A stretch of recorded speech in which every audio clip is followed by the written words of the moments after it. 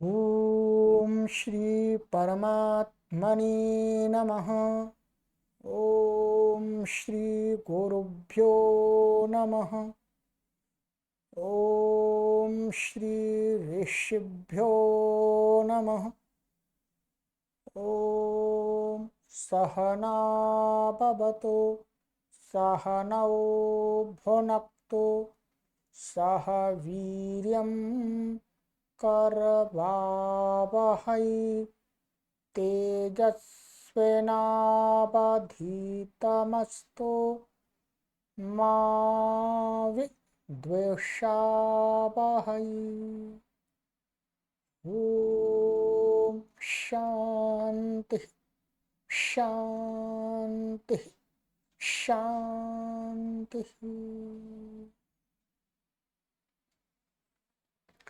सर्वेभ्यो नमः। देववाणी संस्कृतं यूट्यूब चलदृश्यं प्रति भवतां भवतीनांच हार्दं स्वागतम्। मित्रों, अष्टाध्यायी भाष्य प्रथमावृत्ति प्रथमोध्यायः प्रथमः पादः हमारा चल रहा है और प्रथम पाद की हमने अभी तक आपको 33 कक्षाएं पढ़ा दी हैं। आज हम 34वीं कक्षा को पढ़ेंगे। ठीक है।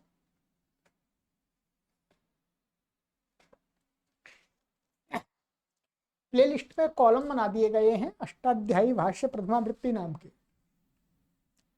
तो आपको अभी तक जो पढ़ाई हुई कक्षाएं हैं वो सभी कक्षाएं आपको अष्टाध्यायी भाष्य प्रथमावृत्ति ही प्रथमोध्यायः इस प्रकार का एक कॉलम है, उसमें आपको प्राप्त हो जाएंगे। यदि आपको प्लेलिस्ट में सर्च करने में, अन्वेषण करने में यदि कठिनाई होती है तो आप व्हाट्सएप नंबर पर संपर्क करके सभी कक्षाओं के लिंक निःशुल्क प्राप्त कर सकते हैं। इन कक्षाओं का कोई शुल्क नहीं है, शुल्क नहीं है। आप सहयोग कर सकते हैं, किसी पर कोई बाध्यता नहीं है, फीस नहीं लेते हम, शुल्क नहीं लेते, सहयोग लेते हैं, दान लेते हैं आपका। ठीक है। तो कोई आपको इन कक्षाओं का शुल्क मांग रहा है तो शुल्क नहीं देना। हाँ, आपको हम जब जब बीच में सहयोग मांगते हैं तब आपके पास में सामर्थ्य हो तो आप सहयोग कर दीजिएगा, अन्यथा पढ़ते रहिएगा। ठीक है। चलिएगा। तो अब मित्रों, हमने प्रथम पाद के 2 सूत्र पढ़ लिए। एक वृद्धिरादैच, ये सूत्र आपको पढ़ा दिया मैंने, और इसके बाद एक सूत्र हमने पढ़ लिया आद गुण। ठीक है।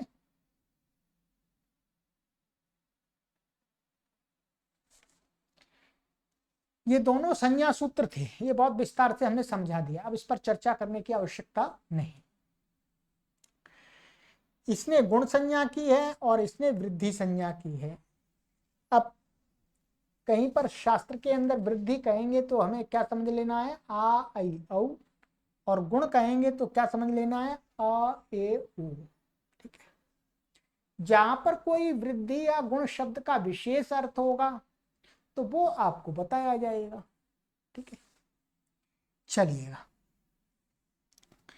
तो अब हमारा क्रम में आता है, सूत्र है हमारा सूत्र संख्या है 113, प्रथम अध्याय के प्रथम पाद का तीसरा सूत्र है।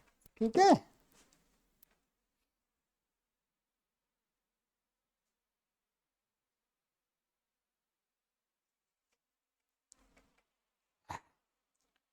चलिएगा।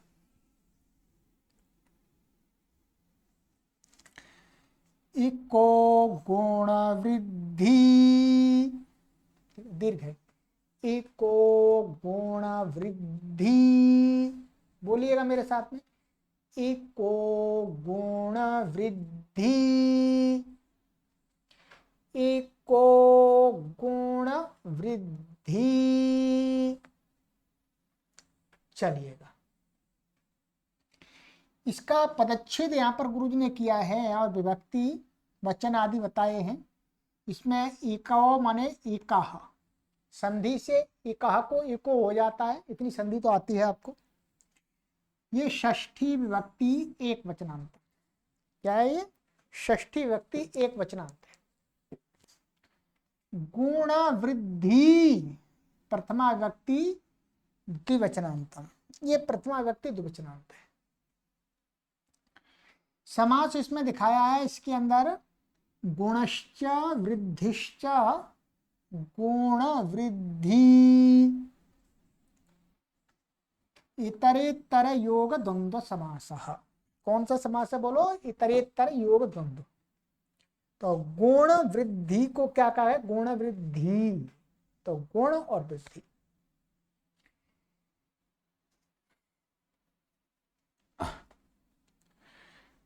आइएगा, अनुवृत्ति है ये, इसमें आएगी वृद्धि गुण।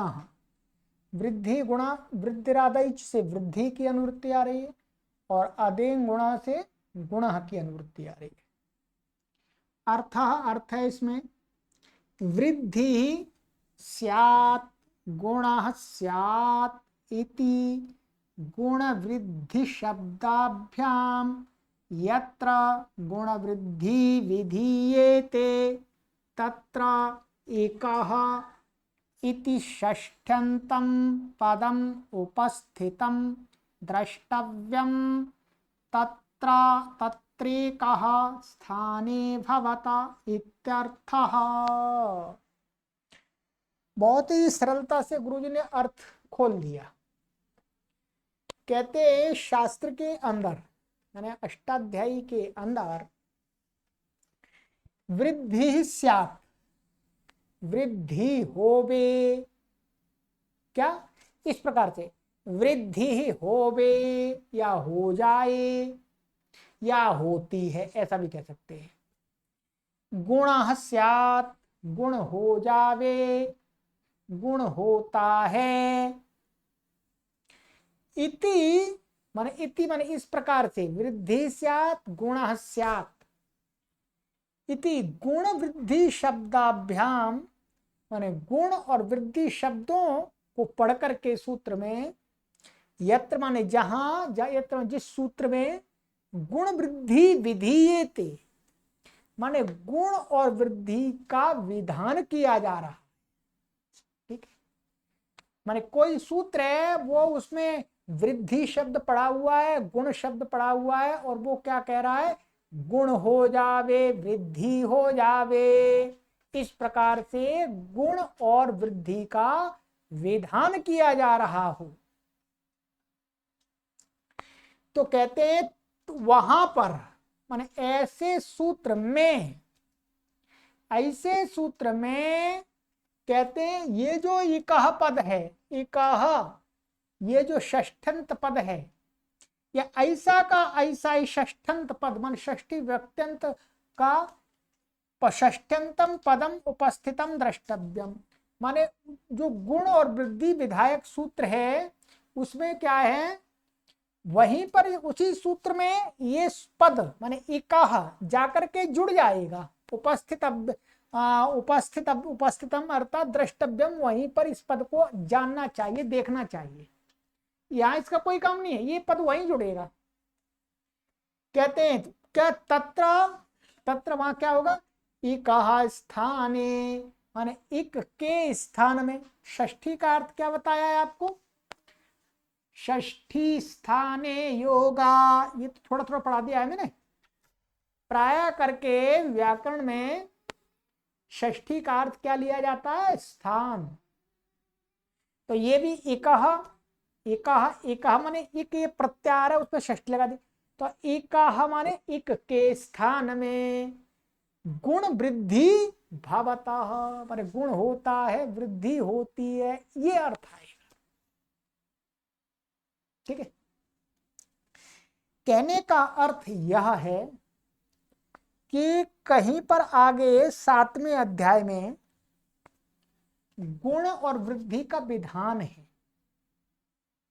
गुण और वृद्धि को करने वाले सूत्र हैं।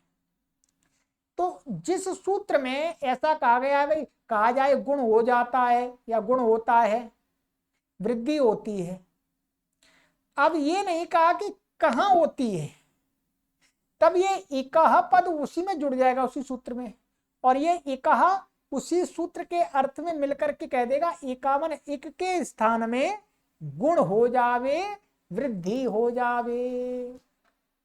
तो इक का अर्थ क्या है? इक तो आपको पता ही है, इक का अर्थ हुआ आपका ई और ऊ और री और री, ये हो गया।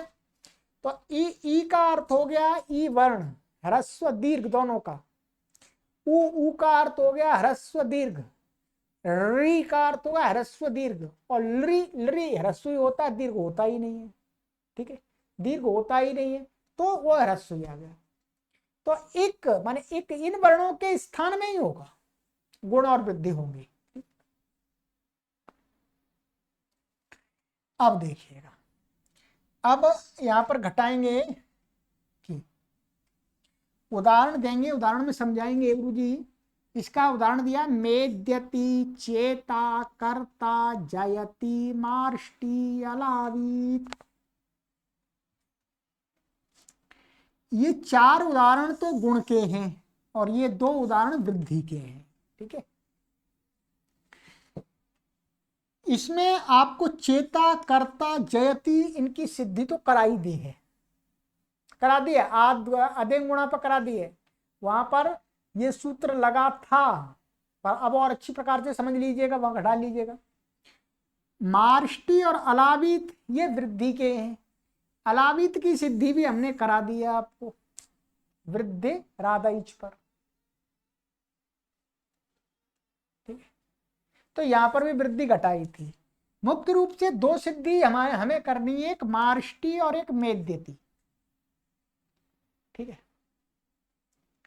अब गुरुजी की हिंदी पढ़ लेते हैं। ठीक है, यह परिभाषा सूत्र है। ये कैसा है? परिभाषा सूत्र। क्या है? परिभाषा सूत्र कौन सा होता है? अनियमे प्राप्ते नियमकारिणी परिभाषा, माने जहां पर अनियम की प्राप्ति हो रही हो, अनियम माने अव्यवस्था की प्राप्ति हो रही हो, तो वहां पर व्यवस्था बनाने वाला जो सूत्र होता है, उस सूत्र को क्या कहते हैं? परिभाषा सूत्र। अनियम प्राप्तौ अथवा अनियम प्राप्ते नियमकारिणी परिभाषा। ठीक है, कहते हैं गुण हो जावे, वृद्धि हो जावे, ऐसे नाम लेकर जहां गुण वृद्धि माने गुण वृद्धि का विधान किया जाए, वहां वे इकहा इक माने ई उ री ली ये दीर्घ आ जाएंगे इनके के स्थान में ही हो, और ए आई ओ औ का व के स्थान में नहीं हो जाएं।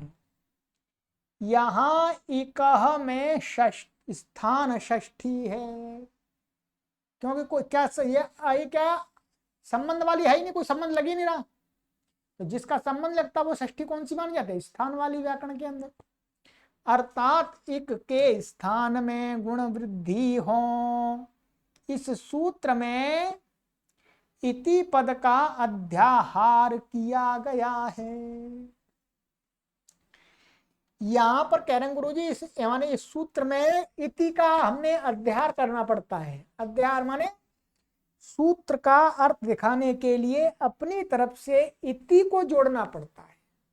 तो इसलिए गुरुजी ने क्या कहा? वृद्धि स्यात् गुणा स्यात् इति। तो वस्तुतः सूत्र में कहां जोड़ना पड़ा है? इस सूत्र में इति पद का अध्याहार किया गया है, वो कहां करना पड़ेगा आपको? यहां पर, इसके बाद, इसका अर्थ बनाने के लिए। ठीक है, माने गुण वृद्धि इति स्याताम, माने गुण वृद्धि ऐसे शब्द के स्वरूप का ग्रहण है। यहां पर ध्यान रखेंगे, यहां पर इति किस लिए कह रहे हैं गुरु जी? इसलिए कह रहे हैं कि व्याकरण शास्त्र में जिसके पीछे इति लगा देंगे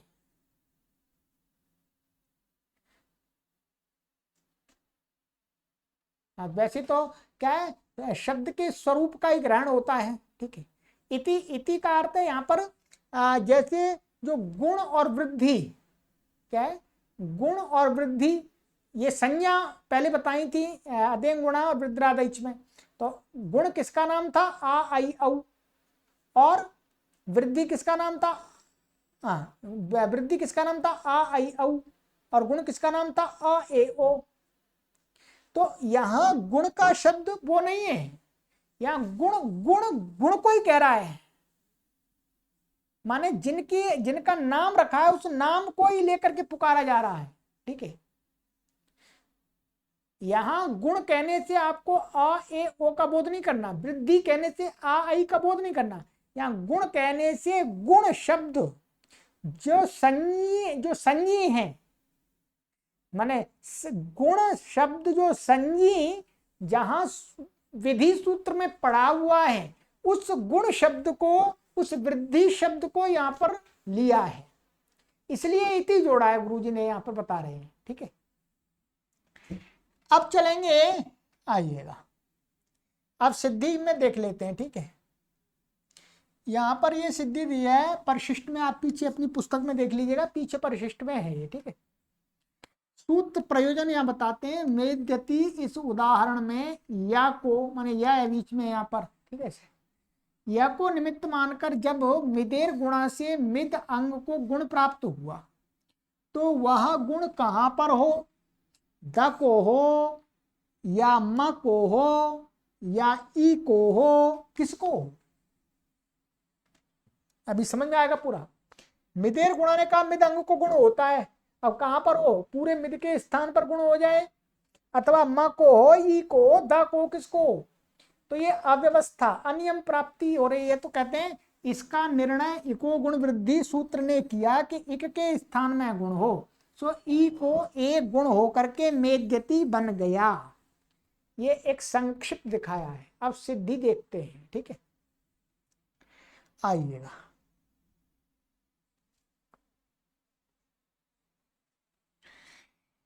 मेद्यति, मेद्यति का अर्थ है स्नेह करता है, ठीक है। ईमिदा स्नेहने, ये धातु है, ईमिदा स्नेहने।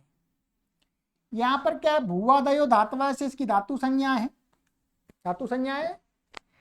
और आदिरी ई टूडवह से उपदेश में आदि ई की संज्ञा हो गई, ठीक है, ई की संज्ञा हो गई।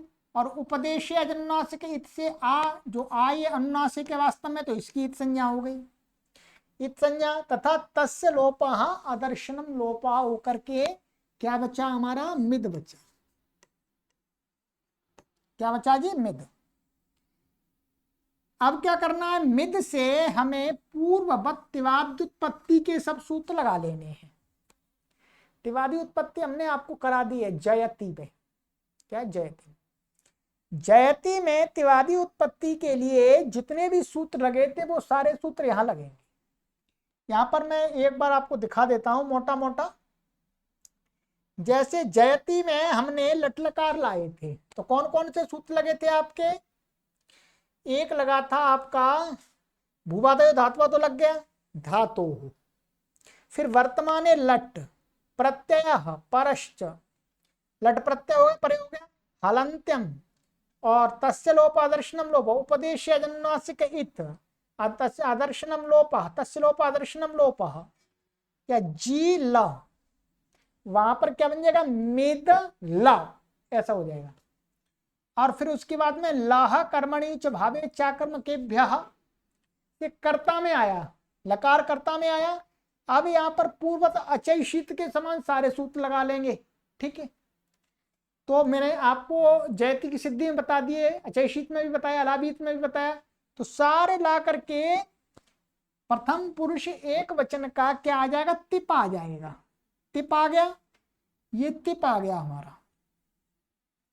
तो हमारी स्थिति ऐसी हो गई, मेदा तिप, ठीक है, ये आपको करना पड़ेगा, हर बार तो नहीं बताया जाएगा आपको, लिखा करके भी आपको सिद्धियां करा दी गई हैं। तो मेदातिप, अब यहां पर क्या है, वहां जयति में एक सूत्र लगा था कर्तरी शप, क्या लगा था बोलो, ये लगा था कर्तरी शप। यहां तिंग शित सार्वधातुकम से तिप की क्या है, सार्वधातुक संज्ञा, और ये किस में आया है, कर्तृवाच्य में आया है, लह कर्मणि च भावे चा कर्म के भय से कर्तृवाच्य में आया है। तो ये तो कर्तृवाच्य में और ये सार्वधातुक है, तो यहां क्या है, कर्तरी शप से शप हुआ है। तो कर्तरी शप का अपवाद माने मिद धातु से क्या है, मिद धातु दिवादी गण की है, किसकी है, दिवादी गण की। तो दिवादी गण की धातुओं में शप नहीं होता, शन होता है। उसके लिए एक सूत्र विशेष से अलग बनाया है महर्षि पाणिनि ने, दिवादिभ्यः शन, क्या बनाया है, दिवादिभ्यः शन, माने दिवादी धातुओं से उत्तर शन विकर्ण होता है, कब, सार्वधातुक कर्तृवाची सार्वधातुक के परे रहते हैं। ये कर्तृवाची सार्वधातुक है तिप, जयति के समान ही। तो यहां पर क्या, ये दिवादी गण की धातु है, इसलिए शन होगा, शप नहीं होगा, शन हो गया। तो मेद शन तिप, प्रत्यय परश्च, मिद से परे होगा, इससे नहीं, इसके तो परे रहते पूर्व को होगा, तो प्रत्यय परश्च लगेगा इसकी दृष्टि से, मिद की दृष्टि से। इसकी हलंत्यम तस्य लोपः दर्शनम लोपः, हलंत्यम तस्य लोपः दर्शनम लोपः। और लशक्व तद्धिते, क्या है, लशक्व तद्धिते, शप का जैसे शकार का लोप हुआ था इत संज्ञा है, वैसे इसका भी हो जाएगा, तस्य लोपः दर्शनम लोप, यह बच गया।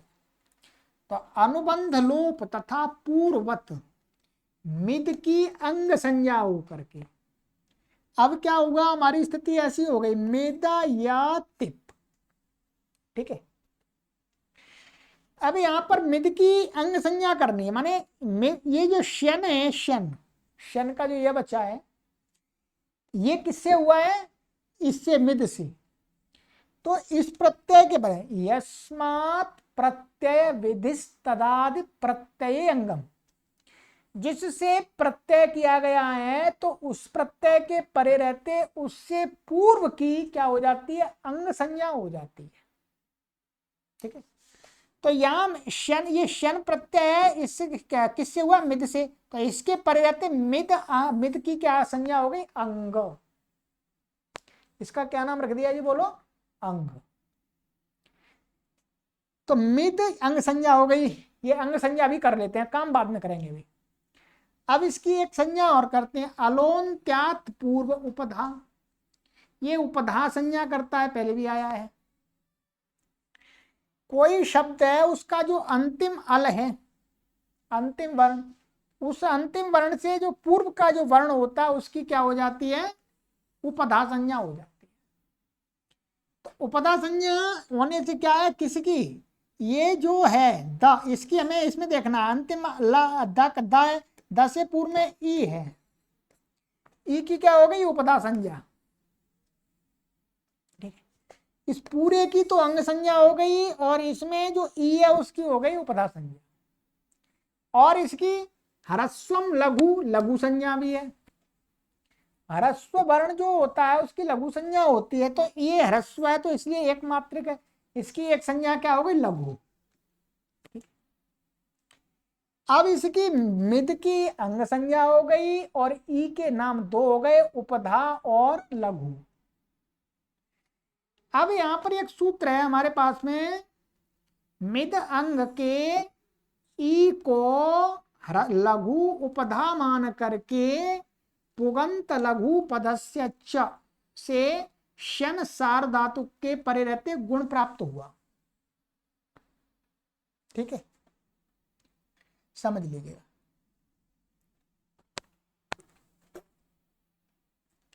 ये पुगंत लघु पदस्य च क्या कहता है, ये कहता है पुगंत अथवा लघु उपधा वाला जो अंग, ठीक है, लघु उपधा वाला जो अंग, उसके परे, उसको सार्वधातुक प्रत्यय के परे रहती है। क्या है? तिप क्या है? सार्वधातुक है।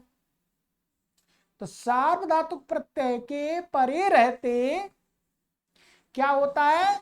इस ऐसे अंग को, ये मित कैसा अंग है? लघु उपधा वाला है, तो इसको गुण हो गया, गुण प्राप्त होने लगा। क्या हुआ? गुण प्राप्त हो रहा है। ये आपको पूरा अर्थ भी इतना ही देख समझ लेना है बस, बाकी आप पुस्तक में देख लीजिएगा, ठीक है। तो इससे गुण प्राप्त हुआ, शन के परे। ये कैसा? शन। अच्छा, ये है सार्वधातुक। ये क्या है? ये ध्यान रखेंगे, ये क्या है? शन था, ये शन भी शित था। ये शित होने के कारण से क्या है? तिंग शित सार्वधातुकम। शित प्रत्यय की भी सार्वधातुक संज्ञा होती है। तो शन के परे रहते ये सार्वधातुक है, तो सार्वधातुक के परे रहते गुण प्राप्त हुआ इस सूत्र से। अब क्या है? ये सार्वधातुक भी है, तो सार्वधातुक इसकी क्या कहते हैं? एक पर शन के अपित। ये कैसा है? शन सार्वधातुक है परंतु अपित है, माने प इत नहीं है इसका। इसका क्या इत है? न और श। तो ये अपित होने के कारण से सार्वधातुकम पित क्या करता है? ये कहता है सार्वधातुकम पित प्रथम अध्याय के दूसरे पाद का चौथा सूत्र है। ये कहता है कि अपित सार्वधातुक, माने सार्वधातुक जिसकी संज्ञा है उस और उसके प्रकार की संज्ञा नहीं हुई है, तो वो कैसा माना जाता है? नित माना जाता है। नित है नहीं परंतु उसको गित मान लेते हैं। गित मान करके जो भी कार्य प्राप्त होंगे वो सारे हो जाएंगे। अब ये सार्वधातुक है, अपित है, पित नहीं है। तो ये कैसा? ये नित हो गया, गितवत हो गया। शन कैसा हो गया? गितवत, माने गित के समान माना गया। गित के समान मानने का प्रयोजन होता है कि गित को मान के जो भी कार्य होते हैं वो उसको इसको मान करके भी हो जाएंगे। अब ये शन कैसा हो गया? नित हो गया। ध्यान देंगे, ये सार्वधातुकम और अपित अलग अलग पद हैं।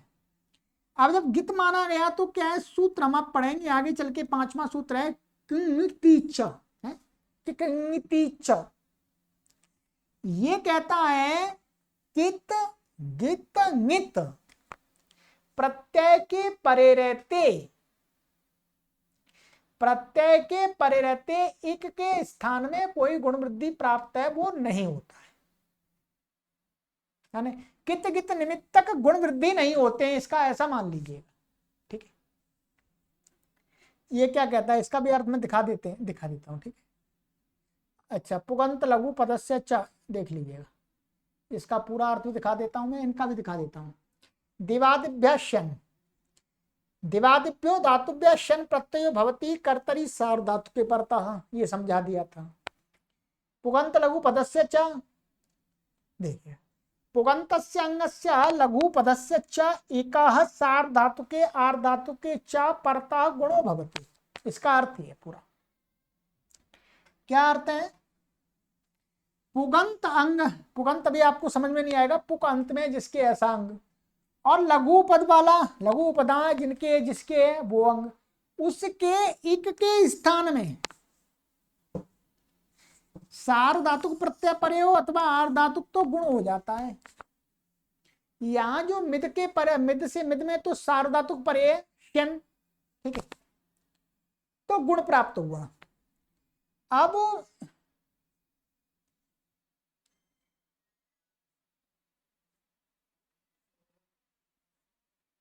चलिए, किंगति चा सूत्र के यहाँ पीडीएफ नहीं बनी अभी।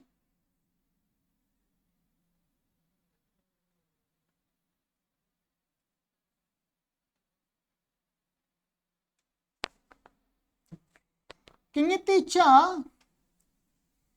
तो कित ये यहाँ पर ऐसा लिखा हुआ है, डबल का लिखा हुआ, तो यहाँ पर क कित गित है वास्तव में, ठीक है। और ये यहाँ पर ये लेना है नित, नित माने नित, नित निमित्तक जो एक के स्थान में गुण वृद्धि प्राप्त होते हैं वो नहीं होते। अब यहां पर क्या है आप देखिएगा, ये क्या है, ये कैसा है, गित का गित हो गया है, ये सार्वधातुकम से गितवत हो गया है। और इसी को मान करके माने इस शन को मान करके मिद अंग के इक को माने ई को गुण प्राप्त हो रहा है पुगंत लघु पदस्य जैसे। तो वो गुण क्या है, किंगति से निषेध हो गया, रोक दिया, ये गुण नहीं हो सकता, ये वाला गुण नहीं होगा। अब जब गुण निषेध हो गया तो फिर गलत रूप बनने लगा। तो महर्षि पाणिनि ने कहा चलो जी इसके लिए मैं एक अलग से ही सूत्र बना देता हूं। तब महर्षि पाणिनि ने सूत्र बनाया मिदेर गुण 7-3-82। मिदेर गुण, आइएगा मिदेर गुणा का मैं अर्थ आपको दिखाता हूं पहले।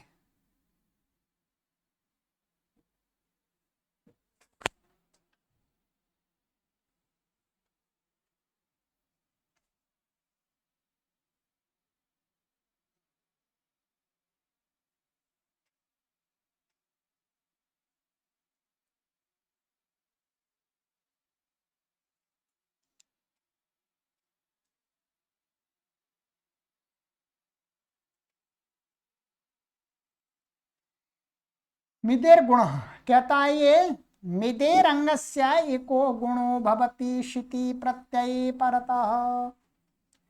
अब वस्तुता क्या है,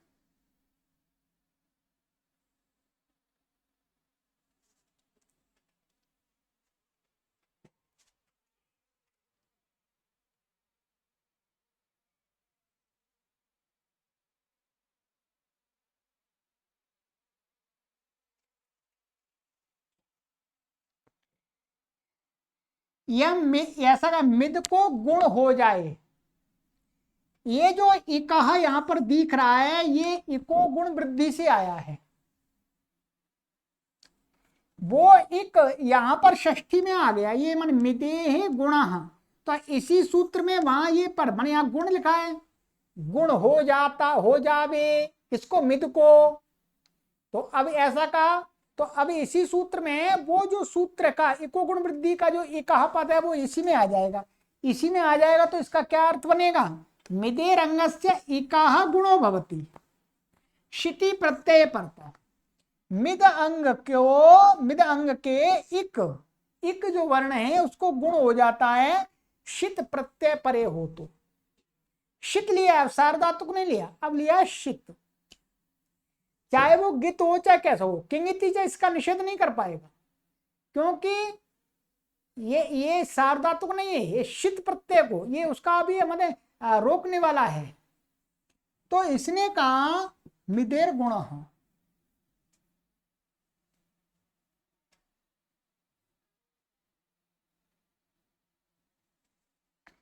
तब मिदेर गुणा ने पुनः मिद अंग को गुण प्राप्त कराया। अब मिद यह गुण कहां पर हो, इतना बातों का मिदेर गुणा मिद को, तो अब कहेंगे कहां पर हो, तो सो इको गुण वृद्धि ने कहा कि अंग के इक को होगा, अर्थात मिद में जो न तो द को होगा न म को होगा, जो ई है इक उसको होगा, इक में ई आ रहा है तो ई को गुण हो जाएगा। अब गुण क्या होता है, आदि गुणा ने बता दिया, आ ए ओ की गुण संज्ञा है। कौन सा हो, स्थानीय अंतर तमा लग करके स्थान की स्थान सदृशता से क्या है, ई सदृशतमता से क्या है, ई का ए मिल जाएगा, ए गुण हो जाएगा। ये तो पहले कई बार करा दिया। तो ए माने ओके गुण संज्ञा स्थानांतर तमाला करके ई को ए गुण हो गया, तो क्या बन गया आपका,